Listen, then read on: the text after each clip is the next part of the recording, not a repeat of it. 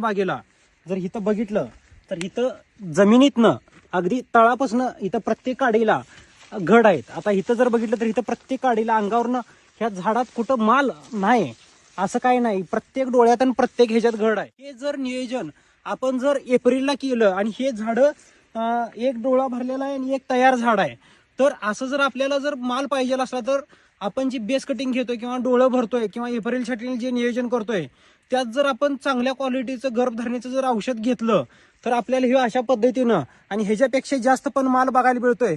तर त्यासाठी आपण कॅम्पस हे जर आपण गर्भधारणेसाठी जर औषध वापरलं तर आपल्याला अशा पद्धतीने मी ह्याला 3 स्प्रे दिलेत, कॅम्पसचे 3 ते 4 स्प्रे दिलेत. का तर बाग नवीन असल्यामुळं हिथनंच आम्ही ह्याला स्प्रे चालू केलते. साधारण 7-8 दिवसाला स्प्रे टाकले, 4 स्प्रे टाकले. तर अशा पद्धतीने आपल्याला मालाची गर्भधारणा ही प्रत्येक प्लॉटमध्ये आणि प्रत्येक झाडावर जर बघितलं तर इथं जर बघितलं तर सगळीकडे असाच माल आहे का अगदी तळापासून अगदी कडेपर्यंत असाच माल आहे. तर द्राक्ष बागेत हे गर्भधारणेसाठी चांगलं औषध म्हणजे कॅम्पस सारखं औषध आपण आणि आपल्या बागा ह्या प्रत्येकाच्या आशाच पिकल्या पाहिजेत. धन्यवाद.